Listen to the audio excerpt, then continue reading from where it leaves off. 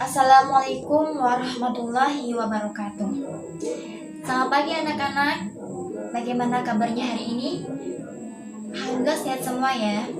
Semoga kita selalu diberi kesehatan, keberkahan dan kemudahan oleh Allah Subhanahu wa taala. Pada pagi hari ini kita awali pembelajaran dengan bacaan basmalah bersama-sama.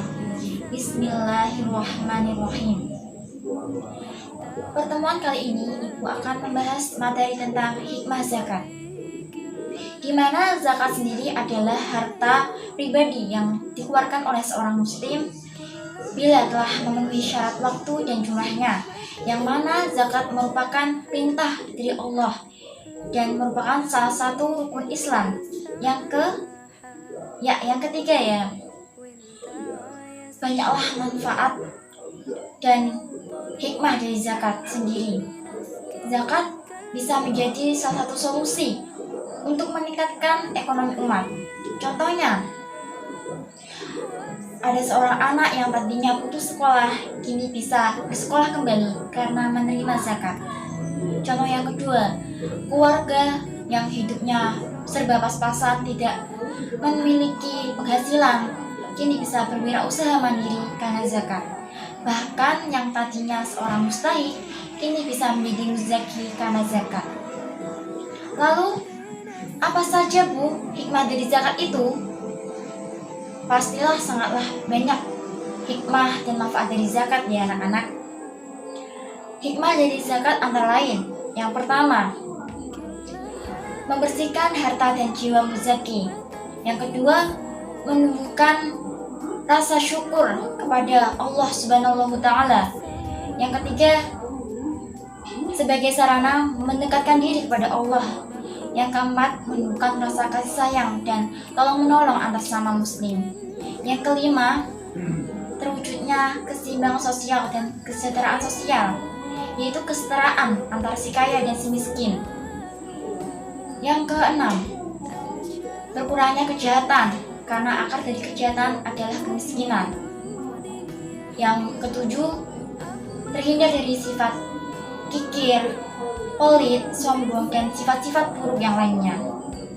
Nah, itu ya anak-anak hikmah dari zakat sendiri. Selanjutnya, Ibu akan menceritakan kisah inspiratif dari Sa'labah bin Hatib tentang zakat. Sa'labah merupakan seseorang yang sangat miskin. Dia hanya mempunyai satu kain, itu pun harus bergantian dengan istrinya. Saat dia berjamaah ke masjid, dia selalu pulang dengan tergesa-gesa karena hanya memiliki satu kain, dan itu pun bergantian dengan istrinya. Suatu ketika, dia menghadap pada Rasulullah. "Ya Rasulullah, berikanlah kepadaku jalan untuk menjadi kaya."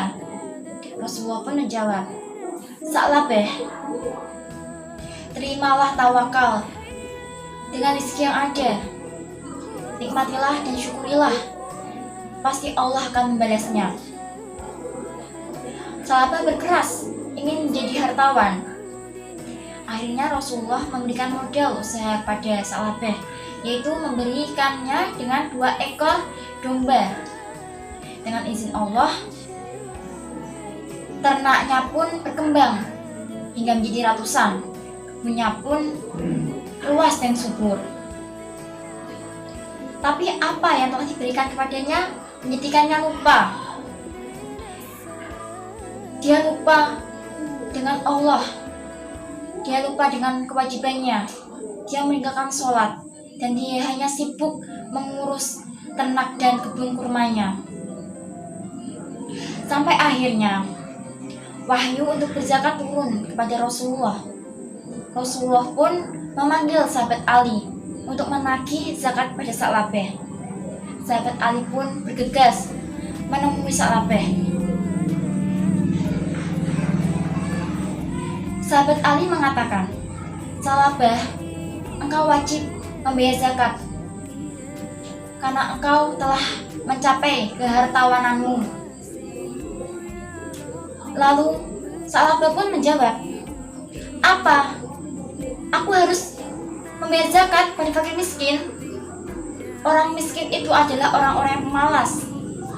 Kalau aku hanya duduk berleha-leha, aku tidak akan mendapatkan harta sebanyak ini. Ali menjawab, rukun Islam telah menetapkan kepada orang yang mampu untuk memberi sebagian kecil hartanya kepada fakir miskin. Tapi apa? Sa'labah tetap tidak mau membayar zakat. Dia menolak hingga 3 kali Ali menagih zakat kepadanya dan dia tetap menolak. Rasulullah gelisah dan bergumam, harta Sa'labah tidak menyelamatkan dirinya. Ucapan Rasulullah pun benar. Dengan seketika kekayaan Sa'labah pun musnah. Hidupnya terlunta-lunta, hartanya tidak menyelamatkan dirinya. Nah, itu ya anak-anak, kisah inspiratif dari Sa'labah bin Hatib tentang zakat. Kisah ini memberikan banyak pembelajaran bagi kita bahwa ada hak orang lain dari zakat yang dimiliki seorang. Berzakatlah, insya Allah kita akan diberikan keberkahan. Harta yang tidak dizakatkan hanya memberikan mudarat bagi pemiliknya. Sejatinya, kekayaan yang kita miliki adalah titipan dari Allah semata. Dan jangan takabur atas pemberian Allah kepada kita. Dan kita harus bersyukur atas nikmat yang telah diberikan Allah kepada kita. Nah, itu ya anak-anak pembahasan tentang hikmah zakat. Ada yang belum paham?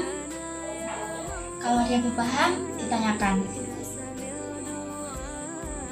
Sudah semua ya? Alhamdulillah. Ibu tutup pembelajaran hari ini dengan bacaan hamdalah bersama-sama. Alhamdulillahirabbil alamin. Wabillahi taufiq wal hidayah. Wassalamualaikum warahmatullahi wabarakatuh.